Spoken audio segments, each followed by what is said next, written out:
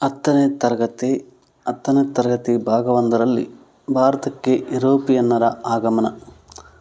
ಭಾರತಕ್ಕೆ ಯುರೋಪಿಯನ್ನರ ಆಗಮನ ಎಂಬ ಪಾಠದಲ್ಲಿ ಕೆಲವು ಪ್ರಶ್ನೆ ಉತ್ತರಗಳನ್ನು ನೋಡೋಣ. ಜಿಪಿಟಿ ತಯಾರಿಗಾಗಿ ಪ್ರಶ್ನೋತ್ತರಗಳು ಈ ಪಾಠದಲ್ಲಿ ಯಾವ್ಯಾವು ಹೇಗೆ ಬರುತ್ತವೆ ಎಂಬುದನ್ನು ನೋಡೋಣ. ಯುರೋಪಿನ ವ್ಯಾಪಾರದ ಹೆಬ್ಬಾಗಿಲು ಎಂದು ಯಾವುದನ್ನು ಕರೆಯುತ್ತಾರೆ?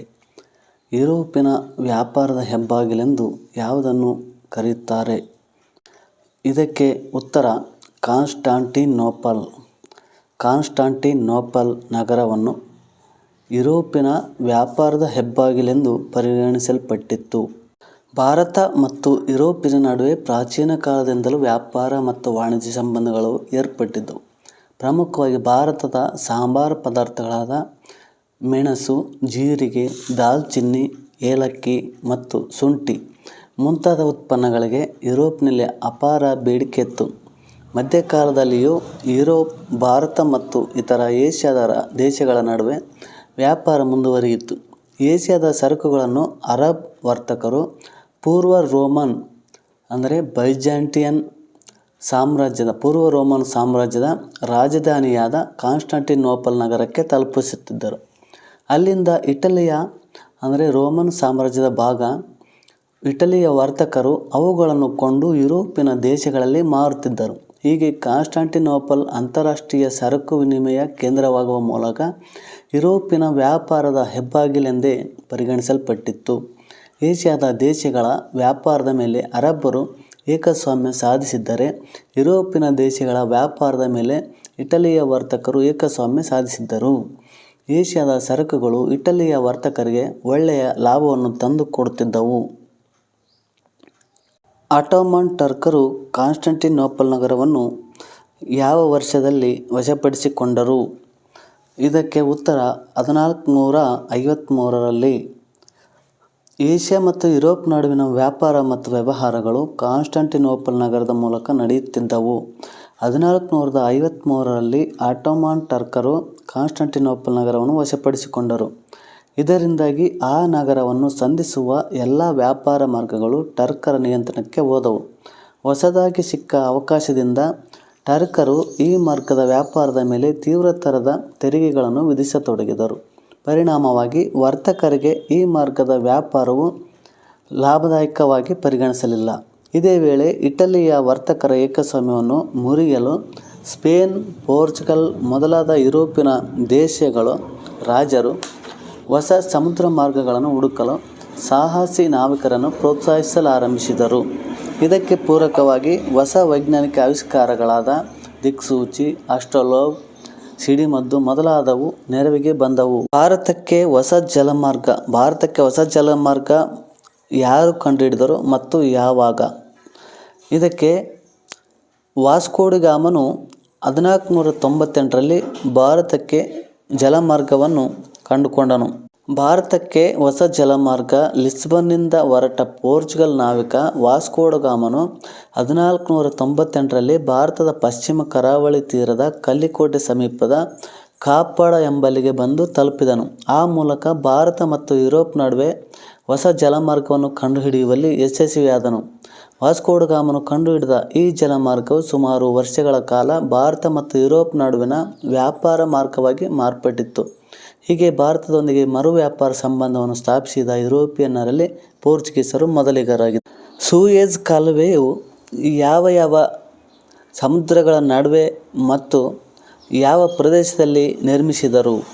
1869ರಲ್ಲಿ ಕೆಂಪು ಸಮುದ್ರ ಮತ್ತು ಮೆಡಿಟರೇನಿಯನ್ ಸಮುದ್ರಗಳನ್ನು ಸಂಪರ್ಕಿಸುವಂತೆ ಭೂಮಿಯನ್ನು ಅಗೆದು ಹಡಗುಗಳ ಸಂಚಾರಕ್ಕೆ ಅನುಕೂಲವಾಗುವಂತೆ ಭಾರೀ ದೊಡ್ಡ ಗಾತ್ರದ ಕಾಲುವೆಯೊಂದನ್ನು ಈಜಿಪ್ಟ್ ಭೂಪ್ರದೇಶದಲ್ಲಿ ನಿರ್ಮಿಸಲಾಯಿತು. ಇದೇ ಪ್ರಸಿದ್ಧ ಸೂಯೆಜ್ ಕಾಲುವೆ. ಸೂಯೆಜ್ ಕಾಲುವೆ ನಿರ್ಮಾಣಗೊಳ್ಳುವವರೆಗೂ ವಾಸ್ಕೋಡಗಾಮ ಕಂಡುಹಿಡಿದ ಜಲಮಾರ್ಗವೇ ಭಾರತ ಮತ್ತು ಯುರೋಪ್ ನಡುವಿನ ವ್ಯಾಪಾರ ಮಾರ್ಗವಾಗಿತ್ತು. ಏಕೆಂದರೆ ವಾಸ್ಕೋಡಗಾಮನ ಮಾರ್ಗವಾಗಿ ಹೋಗುವ ನೌಕೆಗಳು ಆಫ್ರಿಕಾದ ದಕ್ಷಿಣ ತುದಿ ಕೇಪ್ ಆಫ್ ಗುಡ್ ಹೋಪನ್ನು ಬಳಸಿ ಹೋಗಬೇಕಾಗಿತ್ತು. ಭಾರತಕ್ಕೆ ಬಂದ ಮೊದಲ ಯುರೋಪಿಯನ್ನರು ಯಾರು? ಅವರು ಪೋರ್ಚುಗೀಸರು. ಜಲಮಾರ್ಗದ ಮೂಲಕ ವ್ಯಾಪಾರಕ್ಕಾಗಿ ಭಾರತಕ್ಕೆ ಬಂದ ಮೊಟ್ಟಮೊದಲ ಯುರೋಪಿಯನ್ನರೇ ಪೋರ್ಚುಗೀಸರು ಮತ್ತು ಭಾರತವನ್ನು ತೋರಿದ ಕೊನೆಯ ಯುರೋಪಿಯನ್ನರು ಎಂದರೆ ಅವರು ಕೂಡ ಪೋರ್ಚುಗೀಸರೇ ಆಗಿದ್ದಾರೆ. ವಾಸ್ಕೋ ಡಿ ಗಾಮನ ನಂತರ ಪೋರ್ಚುಗೀಸರ ಮೊಟ್ಟಮೊದಲ ವೈಸರಾಯಾಗಿ ಫ್ರಾನ್ಸಿಸ್ಕೋ ಡಿ ಅಲ್ಮೆಡಾ ಭಾರತಕ್ಕೆ ಬಂದನು. ಭೂಮಿಯ ಮೇಲಿನ ಆಧಿಪತ್ಯಕ್ಕೆ ಬದಲು ಸಮುದ್ರದ ಮೇಲಿನ ಏಕಸ್ವಾಮ್ಯಕ್ಕಾಗಿ ನೌಕಾಶಕ್ತಿಯನ್ನು ಬಲಪಡಿಸುವುದು ಅವನ ನೀಲಿ ನೀರಿನ ನೀತಿ ಎಂದು ಕರೆದರು. ಬ್ಲೂ ವಾಟರ್ ಪಾಲಿಸಿಯನ್ನು ಜಾರಿಗೆ ತಂದನು. ಅಲ್ಮೆಡಾನ ನಂತರ ಬಂದ ಅಲ್ಫಾನ್ಸೋ ಡಿ ಅಲ್ಬುಕರ್ಕ ಭಾರತದ ಪೋರ್ಚುಗೀಸ್ ಸಾಮ್ರಾಜ್ಯದ ನಿಜವಾದ ಸ್ಥಾಪಕನೆಂದು ಪ್ರಸಿದ್ಧನಾಗಿದ್ದಾನೆ. ಇವನು 1510ರಲ್ಲಿ ವಿಜಯಪುರದ ಸುಲ್ತಾನನಿಂದ ಗೋವಾವನ್ನು ಗೆದ್ದುಕೊಂಡು ಪೋರ್ಚುಗೀಸರ ಆಡಳಿತ ಕೇಂದ್ರವಾಗಿ ಪರಿವರ್ತಿಸಿದನು. ಮುಂದೆ ಒಂದು ಶತಮಾನ ಕಾಲ ಭಾರತದ ವ್ಯಾಪಾರದ ಮೇಲೆ ಪ್ರಶ್ನಾತೀತ ಏಕಸ್ವಾಮ್ಯವನ್ನು ಹೊಂದಿದ್ದ ಪೋರ್ಚುಗೀಸರು ಡಚ್ ಮತ್ತು ಇಂಗ್ಲಿಷರ ಆಗಮನದ ನಂತರ ರಾಜಕೀಯವಾಗಿ ಕಳೆಗುಂದಿದರು. ಇಲ್ಲಿ ನೀಲಿ ನೀರಿನ ನೀತಿಯನ್ನು ಜಾರಿಗೆ ತಂದವರು ಯಾರು ಎಂದು ಕ್ವಶನ್ ಕೇಳಲಾಗುತ್ತದೆ. ಆಗ ಫ್ರಾನ್ಸಿಸ್ಕೋ ಡಿ ಅಲ್ಮೆಡಾ ಎಂಬುದು ನಿಮ್ಮ ಉತ್ತರವಾಗಿರುತ್ತದೆ. ಅದೇ ರೀತಿ ಪೋರ್ಚುಗೀಸ್ ಸಾಮ್ರಾಜ್ಯದ ನಿಜವಾದ ಸ್ಥಾಪಕ ಯಾರು ಎಂದರೆ ಅವನು ಅಲ್ಫಾನ್ಸೋ ಡಿ ಅಲ್ಬುಕರ್ಕನು ಪೋರ್ಚುಗೀಸ್ ಸಾಮ್ರಾಜ್ಯದ ನಿಜವಾದ ಸ್ಥಾಪಕನೆಂದು ಪ್ರಸಿದ್ಧನಾಗಿದ್ದಾನೆ. ಡಚ್ಚರು ಯಾವ ದೇಶದವರು? ಡಚ್ಚರು ಹಾಲೆಂಡ್ ಅಥವಾ ನೆದರ್ಲ್ಯಾಂಡ್ ದೇಶದವರು.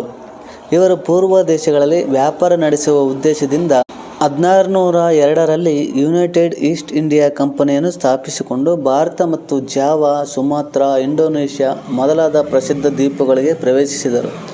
ಭಾರತದಲ್ಲಿ ಸೂರತ್, ಬ್ರೋಚ್, ಕ್ಯಾಂಬೆ, ಕೊಚ್ಚಿನ್, ನಾಗಪಟ್ಟಣ, ಮಚಲಿಪಟ್ಟಣ, ಚಿನ್ಸೂರ್ ಮೊದಲಾದ ಕಡೆಗಳಲ್ಲಿ ತಮ್ಮ ಕೋಟೆಗಳನ್ನು ಸ್ಥಾಪಿಸಿಕೊಂಡರು. ಆ ಮೂಲಕ ಪೋರ್ಚುಗೀಸರ ಏಕಸ್ವಾಮ್ಯವನ್ನು ಇವರು ಮುರಿದರು. 1729ರಿಂದ 1758ರವರೆಗೆ ವೈನಾಡ್ ಸಂಸ್ಥಾನವನ್ನು ಆಳಿದವರು ಯಾರು? ಇದಕ್ಕೆ ಉತ್ತರ ಮಾರ್ತಾಂಡವರ್ಮನು. 1729ರಿಂದ 1758ರವರೆಗೆ ವೈನಾಡ್ ಸಂಸ್ಥಾನವನ್ನು ಆಳಿದ ಮಾರ್ತಾಂಡವರ್ಮನು ತನ್ನ ಸುತ್ತಮುತ್ತಲಿನ ಸಂಸ್ಥಾನಗಳು ಮತ್ತು ಪರಕೀಯ ಡಚ್ಚರಿಂದ ತನ್ನ ಸಂಸ್ಥಾನವನ್ನು ರಕ್ಷಿಸಿದ.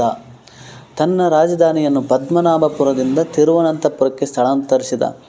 ಆತ ಕರಿಮೆಣಸಿನ ವ್ಯಾಪಾರದಲ್ಲಿ ಹಿಡಿತ ಸಾಧಿಸುತ್ತಿದ್ದ ಡಚ್ಚರನ್ನು ತಡೆಗಟ್ಟಿದ.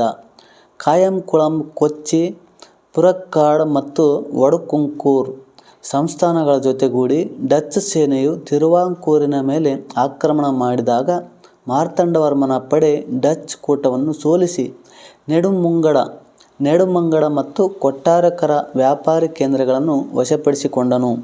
ಯಾರ ಆಳ್ವಿಕೆಯಲ್ಲಿ ಕೊಚ್ಚಿ ವಿಶ್ವದ ಪ್ರಮುಖ ಸಾಂಬಾರ್ ಪದಾರ್ಥಗಳ ಕೇಂದ್ರವಾಗಿ ಗುರುತಿಸಲ್ಪಟ್ಟಿತ್ತು? ಯಾರ ಆಳ್ವಿಕೆಯಲ್ಲಿ ಕೊಚ್ಚಿ ವಿಶ್ವದ ಪ್ರಮುಖ ಸಾಂಬಾರ್ ಪದಾರ್ಥಗಳ ಕೇಂದ್ರವಾಗಿ ಗುರುತಿಸಲ್ಪಟ್ಟಿತ್ತು ಎಂದರೆ ಅದು ಮಾರ್ತಾಂಡವರ್ಮನ ಆಳ್ವಿಕೆಯಲ್ಲಿ. 1741ರಲ್ಲಿ ಡಚ್ ಈಸ್ಟ್ ಇಂಡಿಯಾ ಕಂಪನಿ ಕೊಟ್ಟಾರಕರ ಸಂಸ್ಥಾನವನ್ನು ಮುಂದಿಟ್ಟುಕೊಂಡು ತಿರುವಾಂಕೂರಿನ ಮೇಲೆ ಯುದ್ಧ ಸಾರಿತು.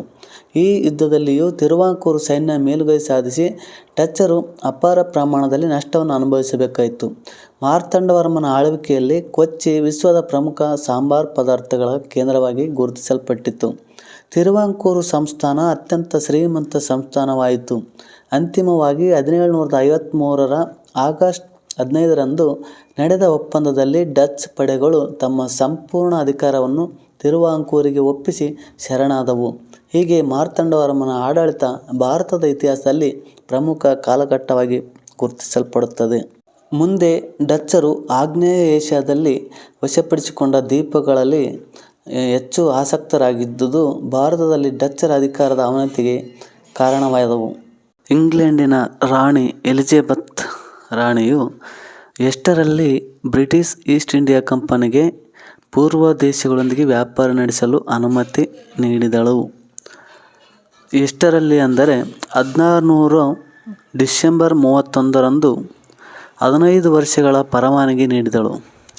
ರಾಣಿ ಎಲಿಜಬೆತ್ ರಾಣಿಯು ಇಂಗ್ಲೆಂಡಿನ ರಾಣಿ ಎಲಿಜಬೆತ್ ರಾಣಿಯು 1600 ಡಿಸೆಂಬರ್ 31ರಂದು ಈಸ್ಟ್ ಇಂಡಿಯಾ ಕಂಪನಿ ಪೂರ್ವ ದೇಶಗಳೊಂದಿಗೆ ವ್ಯಾಪಾರ ನಡೆಸಲು 15 ವರ್ಷಗಳ ಪರವಾನಗಿ ನೀಡಿದಳು. ಈ ಕಂಪನಿಯು 1613ರಲ್ಲಿ ಔಪಚಾರಿಕವಾಗಿ ವ್ಯಾಪಾರವನ್ನು ಆರಂಭಿಸಿತು. ಕಂಪನಿಗೆ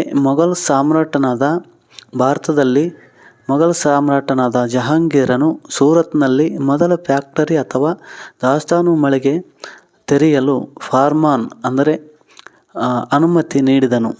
1617ರಲ್ಲಿ ಇಂಗ್ಲೆಂಡಿನ ರಾಜ 1ನೇ ಜೇಮ್ಸ್ನ ರಾಯಭಾರಿಯಾಗಿ ಜಹಾಂಗೀರನ ಆಸ್ಥಾನಕ್ಕೆ ಸರ್ ಥಾಮಸ್ ರೋವ್ ಬಂದನು. ಇವನು ಜಹಾಂಗೀರ್ನಿಂದ ಮೊಘಲ್ ಸಾಮ್ರಾಜ್ಯದ ಕೆಲವೆಡೆಗಳಲ್ಲಿ ಫ್ಯಾಕ್ಟರಿಗಳನ್ನು ಸ್ಥಾಪಿಸಲು ಅನುಮತಿ ಪಡೆದನು. ಪೋರ್ಚುಗೀಸರಿಗೆ ವ್ಯಾಪಾರವನ್ನು ಸ್ಥಾಪಿಸಲು ಅನುಮತಿ ನೀಡಿದ ಭಾರತದ ದೊರೆ ಯಾರು ಎಂದು ಪ್ರಶ್ನೆಯಾದರೆ, ಭಾರತದ ಮೊಘಲ್ ಸಾಮ್ರಾಟನಾಗಿರ್ತಕ್ಕಂಥ ಜಹಾಂಗೀರನು ಅವರಿಗೆ ಕಂಪನಿಗೆ ಸ್ಥಾಪನೆ ಮಾಡಲು ಅನುಮತಿ ನೀಡಿದನು. ಅನುಮತಿ ಪಡೆಯಲು ಬ್ರಿಟಿಷ್ 1ನೇ ಜೇಮ್ಸ್ನ ರಾಯಭಾರಿಯಾಗಿ ಜಹಾಂಗೀರನ ಆಸ್ಥಾನಕ್ಕೆ ಯಾರು ಬಂದಿದ್ದರು ಎಂದರೆ ಅದು ಸರ್ ಥಾಮಸ್ ರೋ ಬಂದನು. ಸರ್ ಥಾಮಸ್ ರೋ ಜಹಾಂಗೀರ್ನಿಂದ ಅನುಮತಿ ಪಡೆದನು. ವ್ಯಾಪಾರದ ಮಳಿಗೆಗಳನ್ನು ಅಥವಾ ವ್ಯಾಪಾರದ ಕೋಟೆಗಳು, ಆ ಕೋಟೆಗಳ ಸುತ್ತಲೂ ಎತ್ತರವಾದ ಗೋಡೆಗಳನ್ನು ಕಟ್ಟಿಕೊಳ್ಳುತ್ತಿದ್ದರು. ಇವುಗಳನ್ನು ಫ್ಯಾಕ್ಟರಿ ಎಂದು ಕರೆದರು. ಇಂಗ್ಲಿಷರು ಆಗ್ರಾ, ಅಹಮದಾಬಾದ್ ಮತ್ತು ಬ್ರೋಚ್ಗಳಲ್ಲಿ ಫ್ಯಾಕ್ಟರಿಗಳನ್ನು ನಿರ್ಮಿಸಿದರು. 1639ರಲ್ಲಿ ಚಂದ್ರಗಿರಿಯ ರಾಜನಿಂದ ಮದ್ರಾಸ್ನಲ್ಲಿ ಭೂಮಿಯನ್ನು ಪಡೆದು ಸೇಂಟ್ ಜಾರ್ಜ್ ಫೋರ್ಟ್ ಎಂಬ ಬಲಿಷ್ಠ ಕೋಟೆಯನ್ನು ಕಟ್ಟಿದರು. ಮುಂದೆ ಇಂಗ್ಲೆಂಡಿನ ರಾಜಕುಮಾರ 2ನೇ ಚಾರ್ಲ್ಸನು ಬಾಂಬೆಯನ್ನು 1668ರಲ್ಲಿ ಕಂಪನಿಗೆ ವಾರ್ಷಿಕ 10 ಪೌಂಡುಗಳ ಬಾಡಿಗೆಗೆ ವಹಿಸಿಕೊಟ್ಟನು. ಇಂಗ್ಲಿಷರು ಮದ್ರಾಸಿನಲ್ಲಿ ಯಾವ ಕೋಟೆ ನಿರ್ಮಿಸಿದರು? ಚಂದ್ರಗಿರಿಯ ರಾಜನಿಂದ ಮದ್ರಾಸ್ನಲ್ಲಿ ಭೂಮಿಯನ್ನು ಪಡೆದಂಥ ಇಂಗ್ಲಿಷರು ಸೇಂಟ್ ಜಾರ್ಜ್ ಫೋರ್ಟ್ ಎಂಬ ಬಲಿಷ್ಠ ಕೋಟೆಯನ್ನು ಕಟ್ಟಿಸಿದರು. ಮದ್ರಾಸಿನಲ್ಲಿ ಯಾವ ಕೋಟೆಯನ್ನು ಕಟ್ಟಿದರು ಎಂದರೆ ಅದು ಸೇಂಟ್ ಜಾರ್ಜ್ ಫೋರ್ಟ್ ಎಂಬ ಕೋಟೆ. ಅದೇ ರೀತಿ ಕೋಲ್ಕತ್ತಾದಲ್ಲಿ ಫೋರ್ಟ್ ವಿಲಿಯಂ ಎಂಬ ಕೋಟೆಯನ್ನು ಕಟ್ಟಿದರು. ಸೇಂಟ್ ಜಾರ್ಜ್ ಎಂದರೆ ಮದ್ರಾಸಿನಲ್ಲಿ ಮತ್ತು ಫೋರ್ಟ್ ವಿಲಿಯಂ ಎಂಬ ಕೋಟೆ ಕಲ್ಕತ್ತಾದಲ್ಲಿ ಇಂಗ್ಲಿಷರು ಕೋಟೆಗಳನ್ನು ಕಟ್ಟಿದರು. ಕಲ್ಕತ್ತಾದಲ್ಲಿ ಬಂಗಾಳದ ರಾಜ್ಯಪಾಲನಿಂದ ಹೂಗ್ಲಿ ನದಿ ದಂಡೆಯ ಮೇಲೆ ಸುತನುತಿ, ಕಲ್ಕತ್ತಾ ಮತ್ತು ಗೋವಿಂದಪುರ ಎಂಬ 3 ಹಳ್ಳಿಗಳನ್ನು ಖರೀದಿಸಿದ ಇಂಗ್ಲಿಷರು ಫೋರ್ಟ್ ವಿಲಿಯಂ ಎಂಬ ಕೋಟೆಯನ್ನು ಕಟ್ಟಿದರು. ಇದರ ಸುತ್ತ ಬೆಳೆದ ನಗರವೇ ಕಲ್ಕತ್ತಾ ನಗರ. 17ನೇ ಶತಮಾನದ ಅತ್ಯಂತ ವೇಳೆಗೆ ಇಂಗ್ಲಿಷರು ಮದ್ರಾಸ್, ಬಾಂಬೆ ಮತ್ತು ಕಲ್ಕತ್ತಾಗಳನ್ನು ತಮ್ಮ ಪ್ರೆಸಿಡೆನ್ಸಿ ಕೇಂದ್ರಗಳನ್ನಾಗಿ ಮಾಡಿಕೊಂಡಿದ್ದರು. 18ನೇ ಶತಮಾನದ ಉತ್ತರಾರ್ಧದಲ್ಲಿ ಇಂಗ್ಲಿಷರು ಕಲ್ಕತ್ತಾವನ್ನು ತಮ್ಮ ರಾಜಧಾನಿಯನ್ನಾಗಿ ಮಾಡಿಕೊಂಡರು. ತಮ್ಮ ಅಧೀನದಲ್ಲಿದ್ದ ಪ್ರದೇಶಗಳಲ್ಲಿ ತಮ್ಮದೇ ನಾಗರಿಕ ಮತ್ತು ಅಪರಾಧ ಸಂಹಿತೆಗಳನ್ನು ಜಾರಿಗೆ ತಂದರು. ಫ್ರೆಂಚ್ ಈಸ್ಟ್ ಇಂಡಿಯಾ ಕಂಪನಿಯು ಯಾವಾಗ ಸ್ಥಾಪನೆಯಾಯಿತು? ಫ್ರೆಂಚ್ ಈಸ್ಟ್ ಇಂಡಿಯಾ ಕಂಪನಿಯು 1664ರಲ್ಲಿ ಸರ್ಕಾರಿ ಒಡೆತನದ ಕಂಪನಿಯಾಗಿ ಆರಂಭವಾಯಿತು. ಇದು 1668ರಲ್ಲಿ ತನ್ನ ಪ್ರಥಮ ವ್ಯಾಪಾರಿ ಕೋಟೆಯನ್ನು ಸೂರತ್ನಲ್ಲಿ ಆರಂಭಿಸಿತು.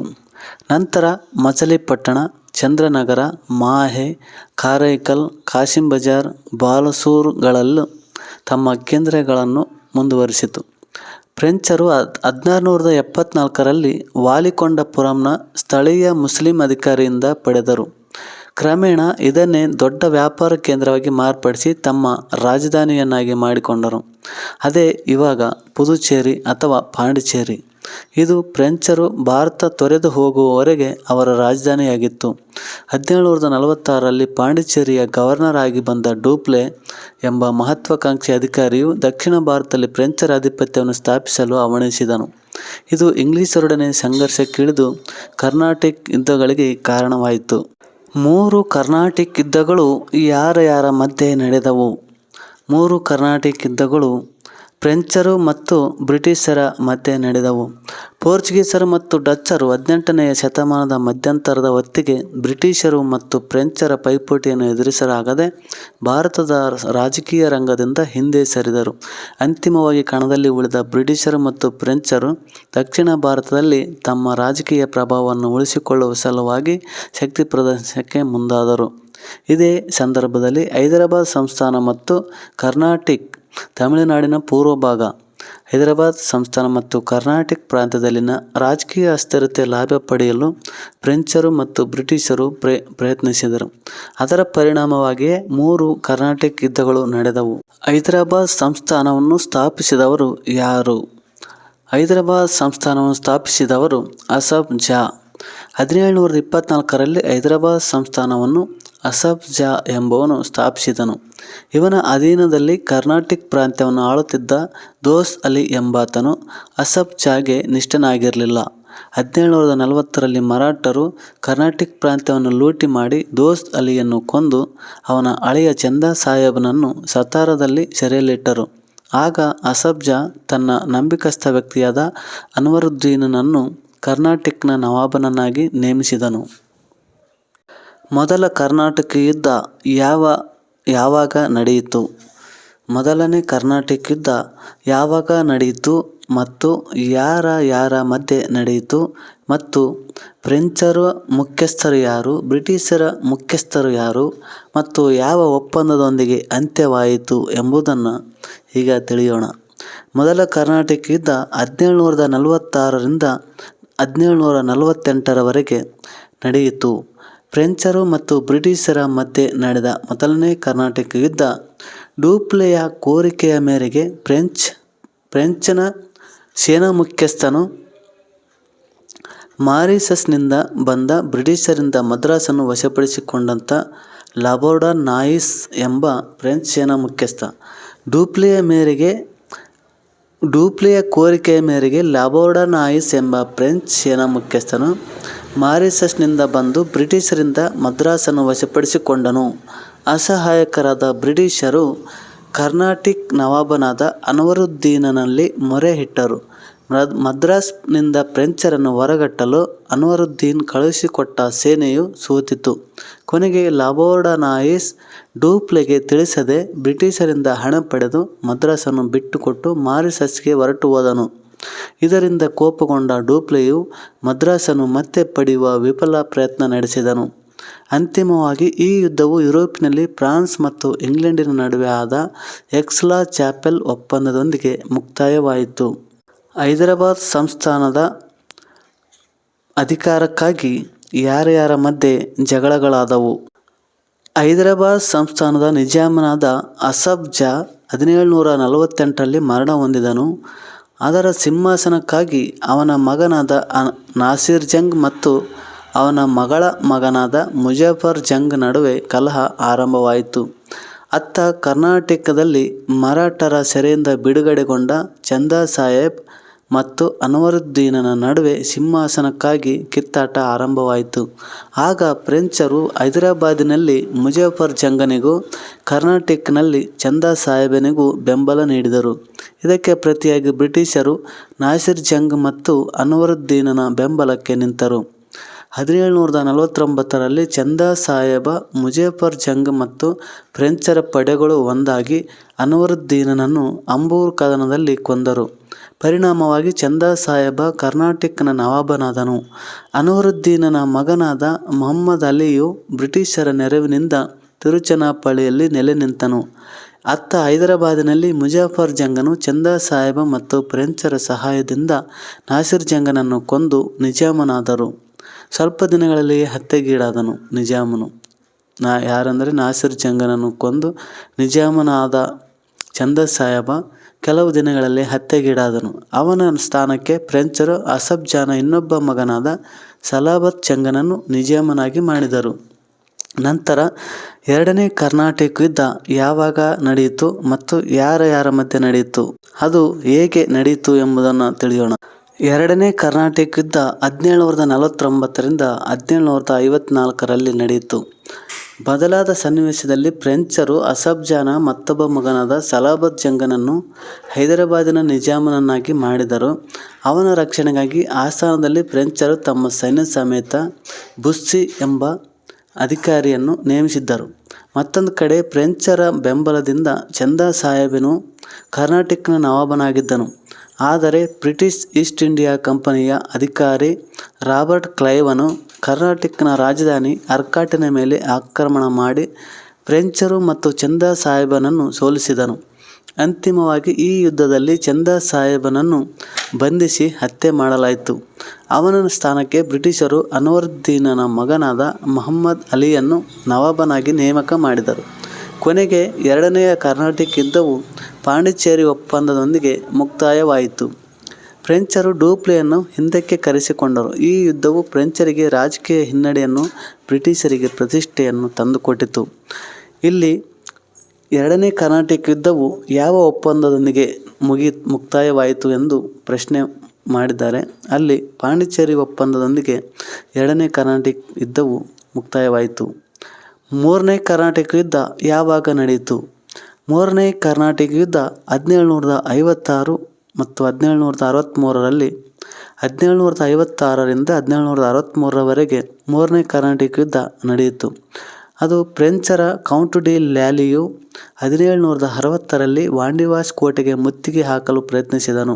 ಈ ನಿರ್ಣಾಯಕ ವಾಂಡಿವಾಸ್ ಕದನದಲ್ಲಿ ಬ್ರಿಟಿಷ್ ಸೇನಾಧಿಕಾರಿ ಸರ್ ಐರ್ ಕೂಟನು ಫ್ರೆಂಚರನ್ನು ಸೋಲಿಸಿದನಲ್ಲದೆ ಬುಸ್ಸಿಯನ್ನು ಸೆರೆ ಹಿಡಿದನು. ಲ್ಯಾಲಿಯು ತಪ್ಪಿಸಿಕೊಂಡು ಪಾಂಡಿಚೇರಿಯಲ್ಲಿ ತಲೆಮರೆಸಿಕೊಂಡನು. ಅಂತಿಮವಾಗಿ ಐರ್ ಕೂಟನು ಪಾಂಡಿಚೇರಿಗೂ ಮುತ್ತಿಗೆ ಹಾಕಿದಾಗ ಲ್ಯಾಲಿಯು 1761ರಲ್ಲಿ ಬೇಷರತ್ತಾಗಿ ಶರಣಾದನು. ಕರ್ನಾಟಿಕ್ ಯುದ್ಧಗಳ ಪರಿಣಾಮವಾಗಿ ಫ್ರೆಂಚರು ಭಾರತದಲ್ಲಿ ತಮ್ಮ ಎಲ್ಲ ನೆಲೆಗಳನ್ನು ಕಳೆದುಕೊಂಡರು. ಆದಾಗ್ಯೂ 1763ರಲ್ಲಿ ನಡೆದ ಪ್ಯಾರಿಸ್ ಒಪ್ಪಂದದ ಪ್ರಕಾರ ಫ್ರೆಂಚರಿಗೆ ಪಾಂಡಿಚೇರಿಯನ್ನು ಹಿಂತಿರುಗಿಸಲಾಯಿತು. ಈ ಬೆಳವಣಿಗೆಗಳೊಂದಿಗೆ ದಕ್ಷಿಣ ಭಾರತದಲ್ಲಿ ಫ್ರೆಂಚರು ಮೂಲೆ ಗುಂಪಾದರು. ಹೀಗೆ ಬ್ರಿಟಿಷರು ತಮ್ಮ ಇತರ ಯುರೋಪಿಯನ್ ಪ್ರತಿಸ್ಪರ್ಧಿಗಳನ್ನು ದಮನ ಮಾಡಿ ದಕ್ಷಿಣ ಭಾರತವನ್ನು ಗೆಲ್ಲುವ ಕಾರ್ಯದಲ್ಲಿ ಮಗ್ನರಾದರು. ರಾಬರ್ಟ್ ಕ್ಲೈವನು ಭಾರತದಲ್ಲಿ ಬ್ರಿಟಿಷ್ ಅಧಿಕಾರವನ್ನು ಕಟ್ಟಿದ ಪ್ರಥಮ ಅಧಿಕಾರಿ ರಾಬರ್ಟ್ ಕ್ಲೈವ್ ಆಗಿದ್ದಾನೆ. ಈತನು ಈಸ್ಟ್ ಇಂಡಿಯಾ ಕಂಪನಿಯಲ್ಲಿ ಕಾರಕೋನನಾಗಿ ಸೇವೆಗೆ ಸೇರಿದ್ದನು.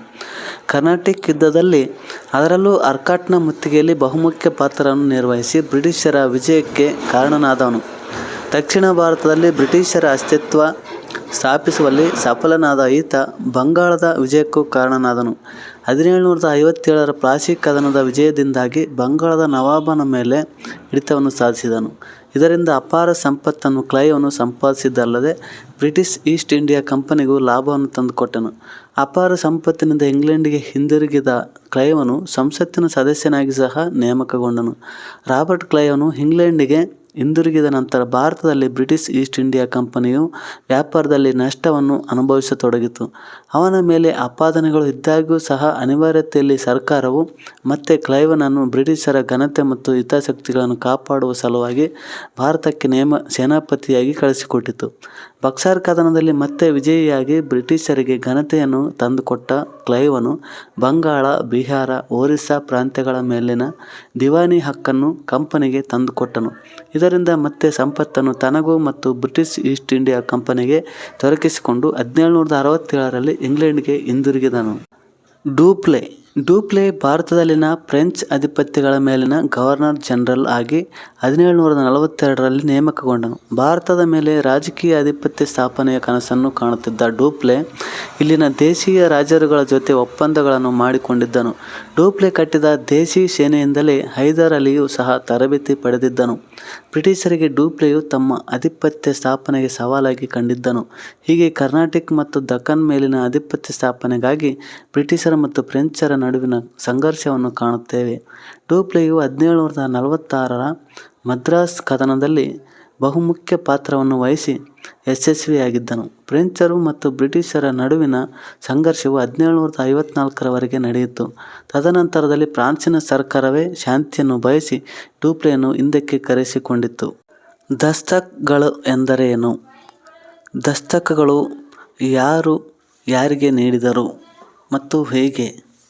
ದಕ್ಷಿಣ ಭಾರತದಲ್ಲಿ ರಾಜಕೀಯ ನಿಯಂತ್ರಣ ಸಾಧಿಸಿದ ಬ್ರಿಟಿಷರು 18ನೇ ಶತಮಾನದ ದ್ವಿತೀಯಾರ್ಧದಲ್ಲಿ ಸಂಪದ್ಭರಿತ ಬಂಗಾಳ ಪ್ರಾಂತ್ಯದ ಮೇಲೆ ಪೂರ್ಣ ನಿಯಂತ್ರಣ ಸಾಧಿಸಲು ಮುಂದಾದರು. ಕೃಷಿ, ವಾಣಿಜ್ಯ ಮತ್ತು ಕೈಗಾರಿಕಾ ಕ್ಷೇತ್ರದಲ್ಲಿ ಬಂಗಾಳ ಪ್ರಾಂತ್ಯವು ಸಮೃದ್ಧ ಬೆಳವಣಿಗೆ ಹೊಂದಿತ್ತು.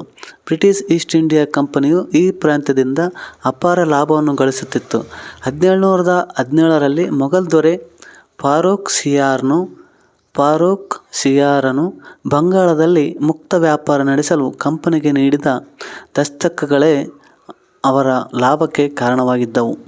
ದಸ್ತಕಗಳೆಂದರೆ ಫಾರೂಕ್ ಸಿಯಾರನು ಬಂಗಾಳದಲ್ಲಿ ಮುಕ್ತ ವ್ಯಾಪಾರ ಅಂದರೆ ಸುಂಕವಿಲ್ಲದ ವ್ಯಾಪಾರವನ್ನು ಕಂಪನಿಗೆ ಅವು ವಹಿಸಲು ಅವರಿಗೆ ಪರವಾನಗಿ ಪತ್ರವನ್ನು ನೀಡಿದರು.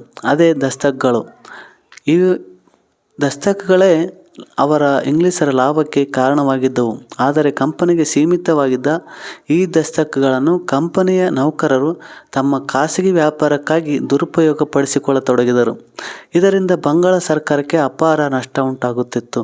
ಆದ್ದರಿಂದ ಮುರ್ಷಿದ್ ಅಲಿ ಖಾನ್ನಿಂದ ಅಲಿವರ್ದಿ ಖಾನ್ನವರೆಗಿನ ಎಲ್ಲ ನವಾಬರು ದಸ್ತಕ್ನ ದುರುಪಯೋಗವನ್ನು ವಿರೋಧಿಸುತ್ತಿದ್ದರು. ಮುಂದೆ ಇದೇ ವಿಚಾರವು ನವಾಬ ಮತ್ತು ಕಂಪನಿಯ ನಡುವೆ ಸಂಘರ್ಷಕ್ಕೆ ಎಡೆಮಾಡಿಕೊಟ್ಟಿತು. ಇದರ ಪರಿಣಾಮವಾಗಿಯೇ ಭಾರತದ ಇತಿಹಾಸಕ್ಕೆ ಹೊಸ ತಿರುವನ್ನು ಕೊಟ್ಟ ಅತ್ಯಂತ ಮಹತ್ವಪೂರ್ಣವಾದ 2 ಯುದ್ಧಗಳೆಂದರೆ ಅವು ಪ್ಲಾಸಿ ಮತ್ತು ಬಕ್ಸಾರ್ ಕದನಗಳು. ದಸ್ತಕ್ಗಳೆಂದರೆ ಯಾವುದೇ ತೆರಿಗೆ ಇಲ್ಲದೆ ಸರಕುಗಳ ಆಮದು ಮತ್ತು ರಫ್ತು ಮಾಡಲು ಹಾಗೂ ಸರಕುಗಳ ಸಾಗಣೆ ಮಾಡಲು ಬೇಕಾದ ಪರವಾನಗಿಯ ಪತ್ರವೇ ದಸ್ತಕ್ ಆಗಿತ್ತು. ಪ್ಲಾಸಿ ಕದನ ಯಾವಾಗ ನಡೆಯಿತು ಮತ್ತು ಯಾರ್ಯಾರ ಮಧ್ಯೆ ನಡೆಯಿತು, ಅದಕ್ಕೆ ಕಾರಣಗಳೇನು ಮತ್ತು ಪರಿಣಾಮಗಳೇನು ಎಂಬುದನ್ನು ನೋಡೋಣ. ಬಂಗಾಳದ ನವಾಬನಾದ ಅಲಿವರ್ದಿ ಖಾನನು 1756ರಲ್ಲಿ ನಿಧನನಾದನು. ನಂತರ ಅವನ ಮೊಮ್ಮಗನಾದ ಸಿರಾಜ್ ಉದ್ ದೌಲನು ಅಧಿಕಾರಕ್ಕೆ ಬಂದನು. ಯುವ ನವಾಬನಾದ ಸಿರಾಜ್ ಉದ್ ದೌಲನಿಗೂ ಮತ್ತು ಬ್ರಿಟಿಷರಿಗೂ 1757ರಲ್ಲಿ ಇತಿಹಾಸ ಪ್ರಸಿದ್ಧ ಪ್ಲಾಸಿ ಎಂಬಲ್ಲಿ ಕದನ ನಡೆಯಿತು. ಇದೇ ಪ್ಲಾಸಿ ಕದನ.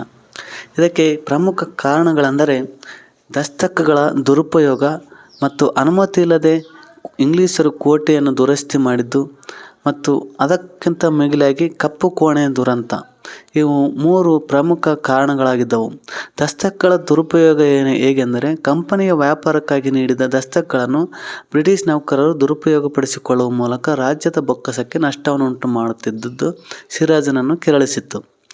ಮತ್ತು ಅನುಮತಿ ಇಲ್ಲದೆ ಕೋಟೆ ದುರಸ್ತಿ ಮಾಡಿದ್ದು ಪರಸ್ಪರ ಪ್ರತಿಸ್ಪರ್ಧಿಗಳಾದ ಬ್ರಿಟಿಷ್ ಮತ್ತು ಫ್ರೆಂಚರು ತಮ್ಮ ವ್ಯಾಪಾರಿ ಕೋಟೆಗಳನ್ನು ಶಸ್ತ್ರಾಸ್ತ್ರಗಳಿಂದ ಬಲಪಡಿಸಿಕೊಳ್ಳತೊಡಗಿದರು.